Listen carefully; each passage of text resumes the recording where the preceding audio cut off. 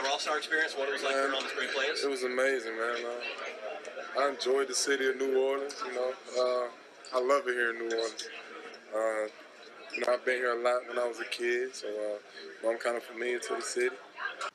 Welcome back, everyone, to the Six Pennies podcast. I have Jonathan Mok here on the line. How was your weekend, Mok? What's up? Too short as always, but glad to hear from you today.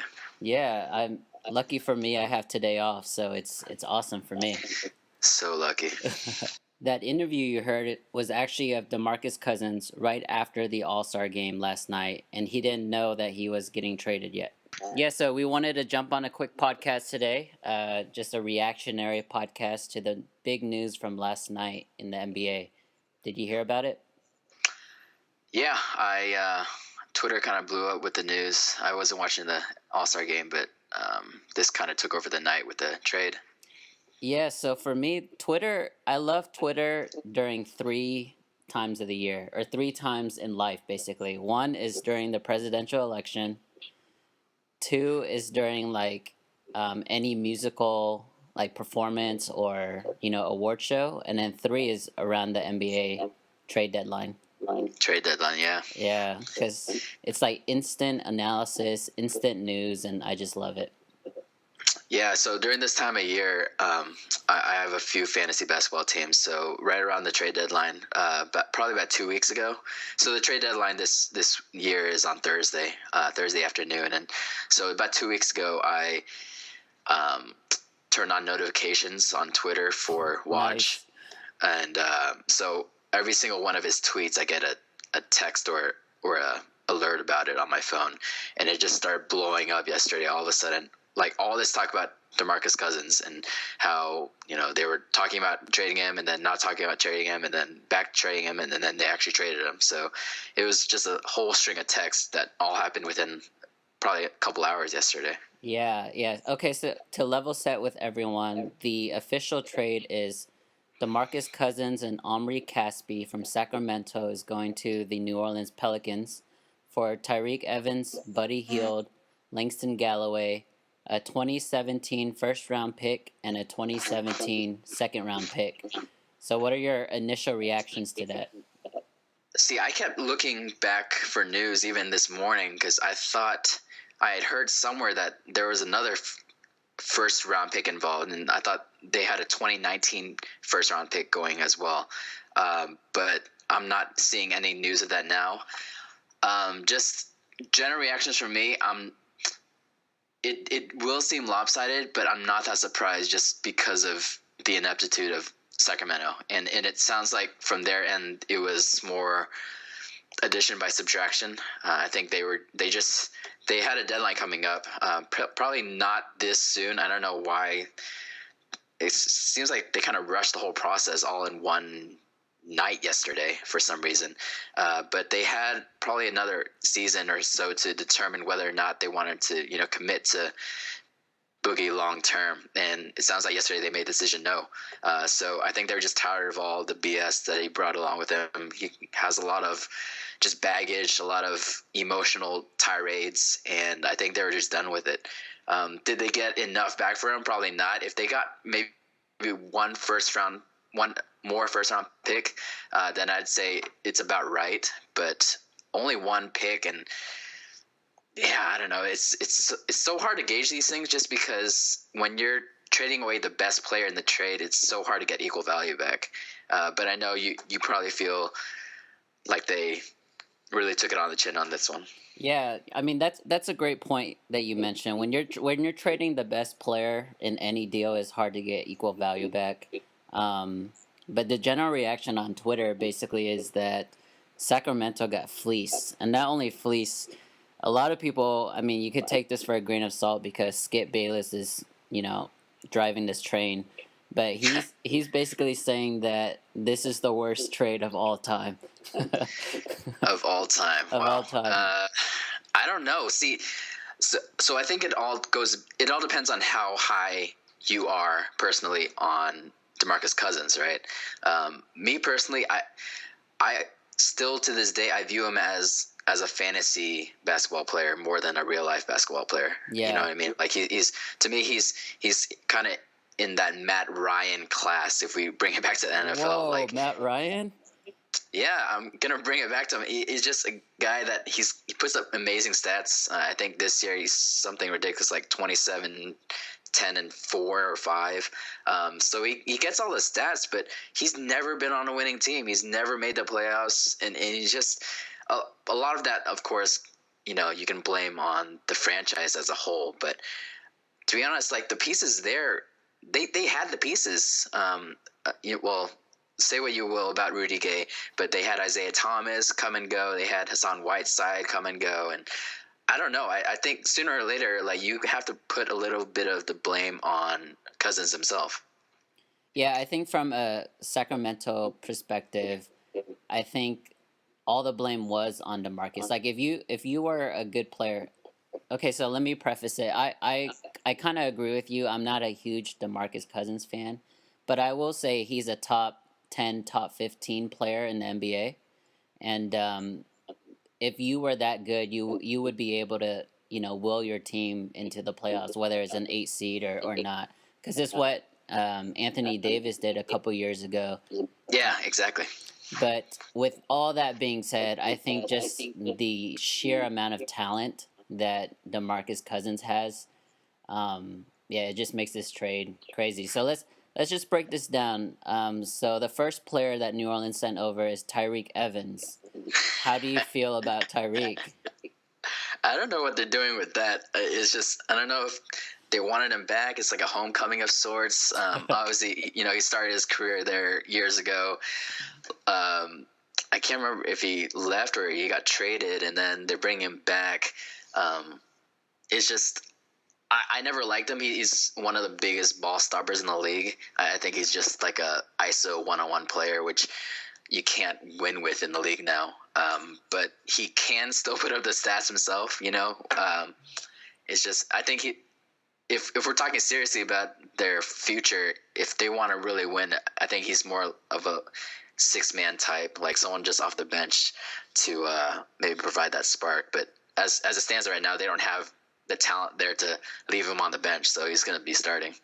Yeah, Tyreke Evans was initially traded in 2013 from Sacramento to New Orleans, and then now, as of yesterday, he got traded back to Sacramento. Honestly, I don't even know what kind of game he has anymore. In the last 2 years, he hasn't really played. He has multiple knee injuries. He has a long list of injury issues, and so who knows? I doubt he's even going to be on the team this time next year for Sacramento. So that to me is a throwaway. And he's at least a serviceable rotation guy this year. But I mean, not like they care about this year really. But yeah, definitely not a future piece. Yeah, and the future piece of this trade, and basically the centerpiece of New Orleans package, and what Sacramento coveted the most, was Buddy Hield, 4-year Oklahoma shooting guard. Buddy Hield, how do you feel about him? Man, so I always thought he was overrated in college, but he did have an amazing college career. I think a lot of that was due to the school he went to, coming from Oklahoma, which is a big rival for UT, where I'm from. But I'll give him a chance. Like I think it's too early to tell for this. I think he could become I think his ceiling is who's the Mavs' new guy now? I'm drawing a blank. Wes Matthews? No. The from the Warriors. Oh, Seth Curry? No, the main guy. Sorry, Harrison Barnes. Yeah, so I think Harrison Barnes is like that's pretty high because Harrison is amazing.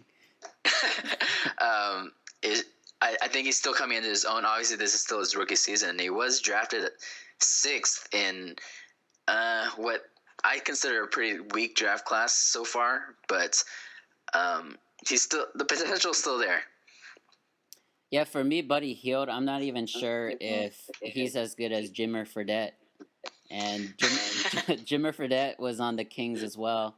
And I think there was news, I think yesterday or last week, he scored 73 points in a Chinese basketball league game.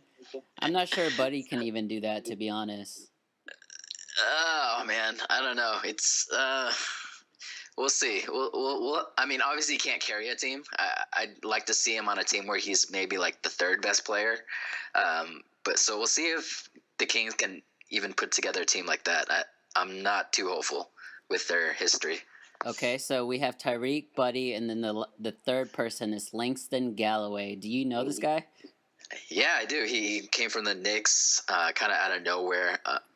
So this is my biggest thing with Langston Galloway. He's not. I think he's a rotation player, but he was actually pretty crucial to the Pelicans bench. Like they don't have much backcourt help, which I think is going to be a huge problem if they can't find another deal in the next 2.5 days, because Langston Galloway was playing, like 20 or 30 minutes for them. And other than that, it gets really thin. Like they have other guys on their bench like Tim Frazier, who's undrafted out of the D-League, I think. Yeah.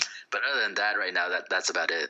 Yeah, I think their backcourt that, the guys that are worth mentioning are just, like you said, Tim Frazier, Drew Holiday, he's back and healthy. Yeah.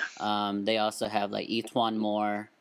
So they have a couple options, but they do need to parlay some of their front court guys now, and get some perimeter players. The reason why this trade kind of blew up last night, it took over the All-Star game. I mean, the All-Star game is a joke, anyways. We both agree with that. Yeah.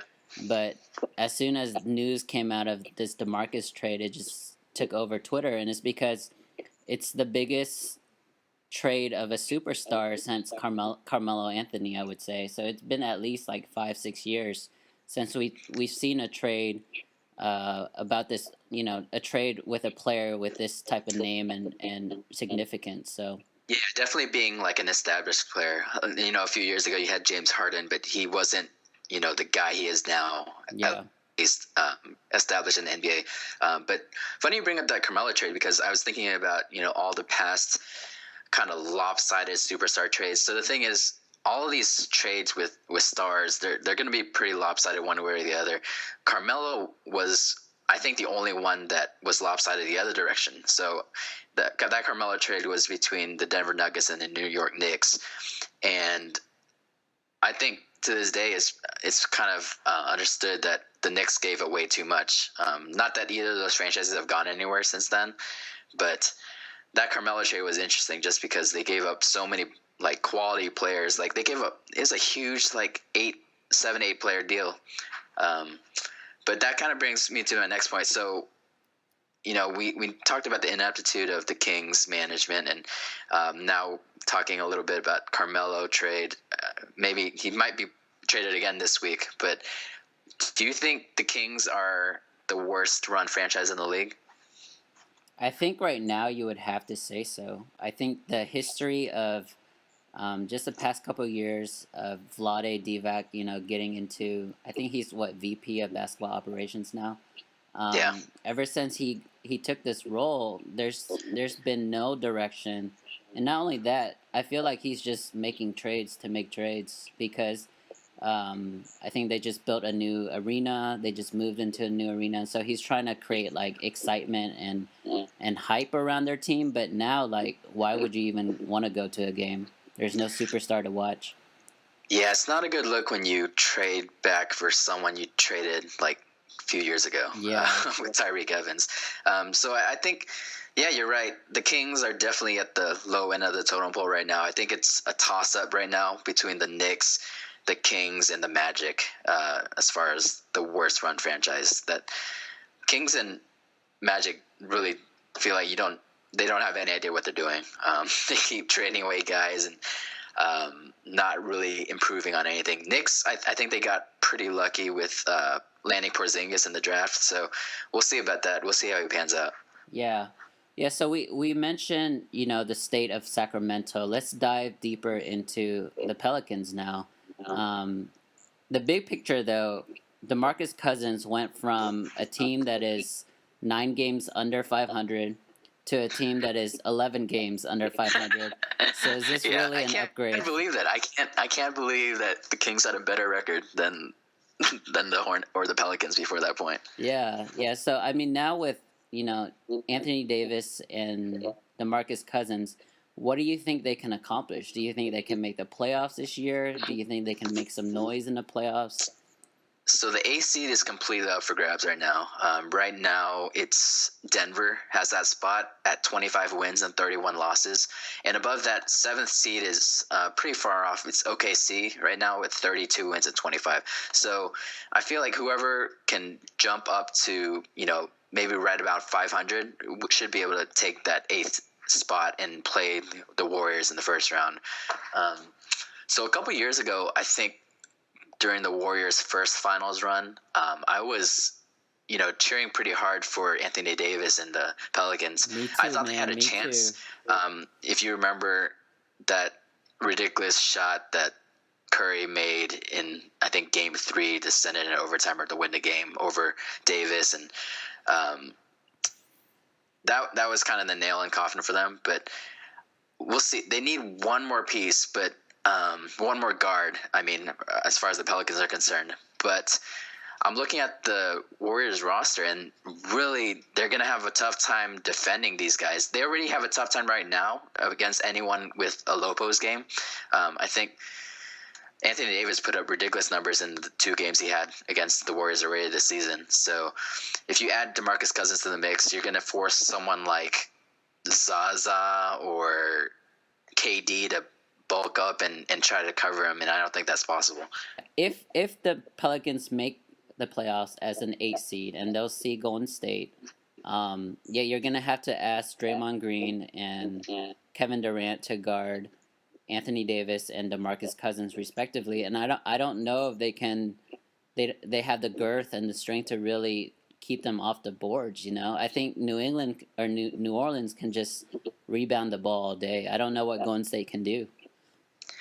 Yeah, I think if that were the first round matchup, and honestly, it better be, because New Orleans, if they don't make the playoffs, this whole thing is kind of a waste, and it's really I'd say a 2.5 horse race right now between the Pelicans, the Denver Nuggets, who currently have that spot, and maybe even Dallas.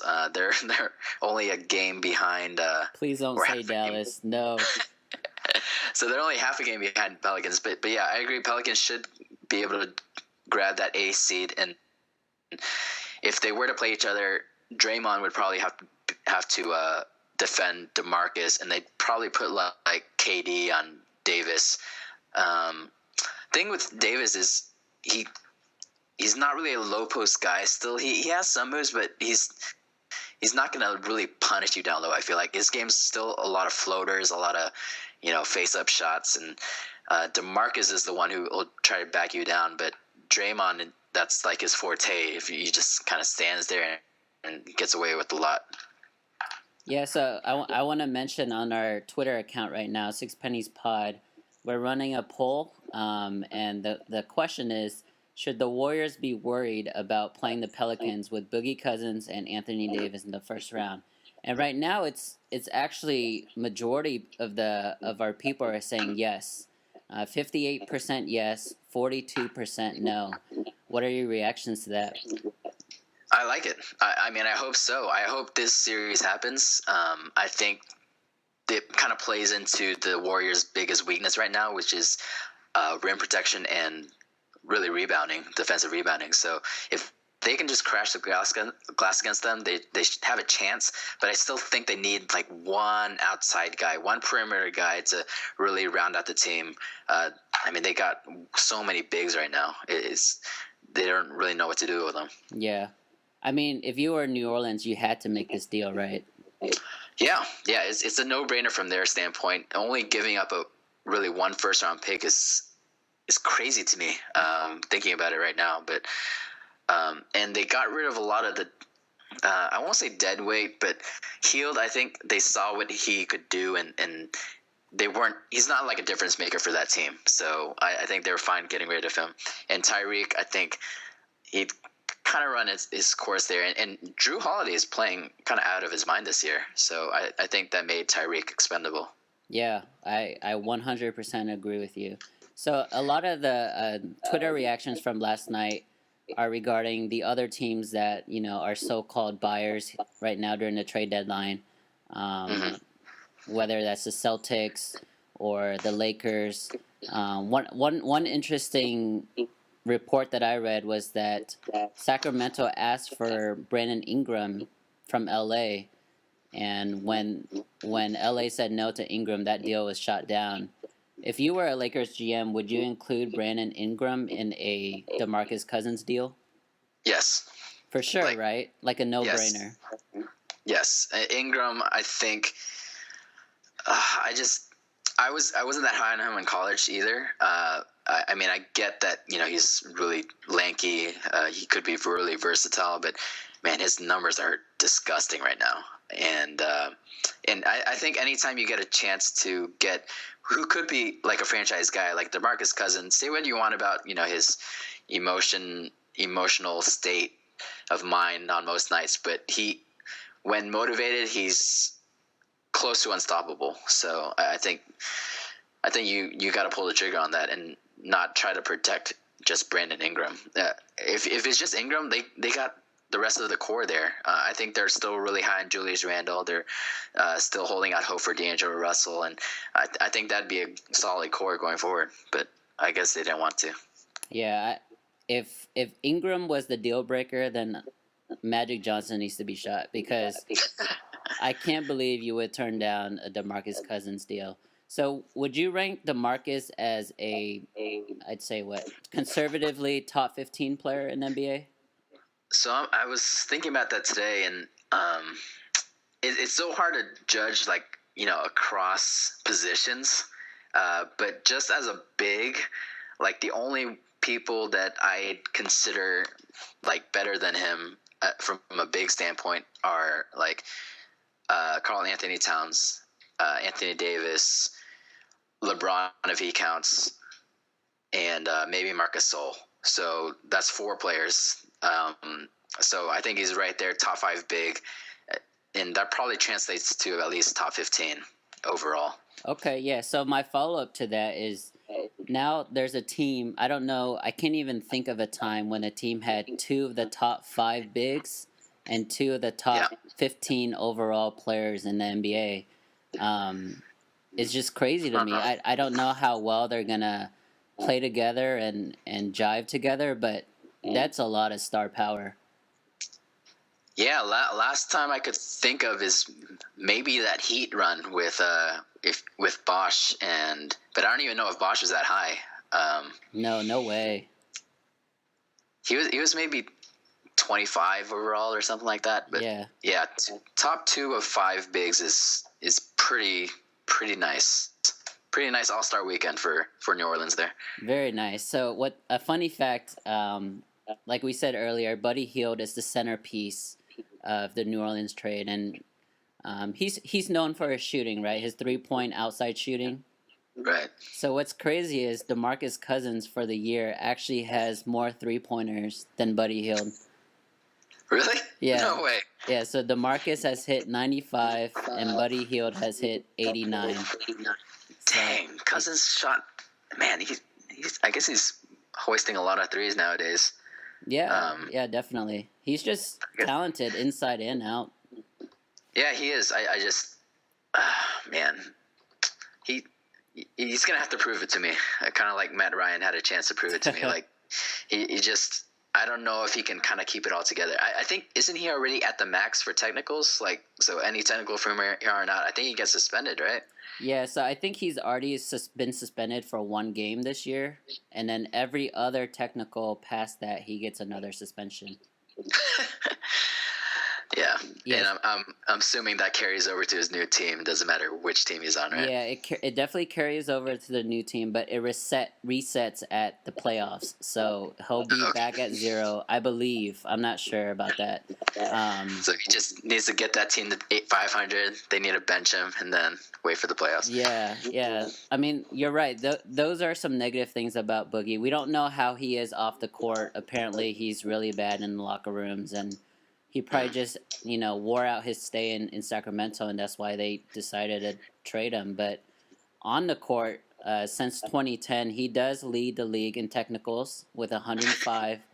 He's fouled out the most times out of any player, 46 times, and he's been ejected 12 times. All three are leading, numbers for him. So definitely got to take in the bad with the good. What's another thing that was funny last night was, what if what if they recruit Coach Cal from Kentucky to come down to New Orleans? Yeah, I don't think that's possible this season. They won't do it mid-season, but I think they do need a coaching change, and that kind of brings me to we can go through like what we call like the real winners and losers of the trade. So for me, the real winner is the Pelicans' current coach, Alvin Gentry. I think he was really holding this team back in a lot of ways. He changes his starting lineups a ton, and I only know that because I have Terrence Jones on two of my fantasy teams, and he'll start one day, get 10 minutes the next, and he just doesn't really know what he wants to do, even with that front court. So Alvin Gentry, I think this is going to kind of save the season for him, and we'll see how his long-term outlook is there. I think this is only his first or second season as coach there, but I don't see him being the coach of the future. Yeah, I mean, at this point, with Boogie and Anthony Davis, it has to be playoffs or bust for him, right? Yeah, and it really lessens the decision. There's no decision there anymore. Like, there's not the debate between starting like Terrence Jones or Dante Cunningham or whoever else he was thinking about. It's pretty straightforward. You just put out those two bigs and let them go to work. Yeah, true. For me, the real winner of the trade, and this is more of a homer thing, is the Dallas Mavericks. I think this makes it very easy to decide now it's officially time to start tanking. It was fun the last month or so with Yogi Ferrell and Dirk coming back, and he's about to hit 30,000 points, which is a great accomplishment, but I think this makes the number 8 seed like unattainable for Dallas. And it's going to be hard, but do you think – I don't think they would ever tank in the real sense of the word, like, the 76ers did. Yeah, I mean, so Mark Cuban, his counter to like the tanking method is, so Philly was successful at getting those picks, but they're not successful at really building a team. So he's like, until I see proof that tanking actually works and you can build a team from the draft like that, he's not going to do it. But I don't know. I think you're going to see a lot more Dirk DNPs, a lot more Wes Matthews DNPs. Harrison Barnes, he'll probably play just because it's his first year. But, with like 2 or 3 weeks left in the season, I foresee a lot of players just sitting out. Yeah. Yeah. Okay, what about the real loser of this trade then? The real loser, I'd say everyone that plays in the front court for New Orleans, like, especially Terrence Jones. I think he's been having a pretty good year. And apparently Terrence Jones and DeMarcus Cousins share an agent. And the agent already said that we're looking to move Terrence Jones to another team so he can get playing time. So if New Orleans can move Terrence Jones and maybe another piece for a perimeter player to back up or to play with Drew Holiday, they might have a really legitimate team. Maybe not only this year and getting that 8 seed, but they might be someone to really contend with next year. Yeah. I mean, that's a lot of Kentucky guys right there: Terrence Jones, DeMarcus, and Anthony Davis. The real loser of this trade is another front court guy on the Pelicans, Donatas Motiejunas.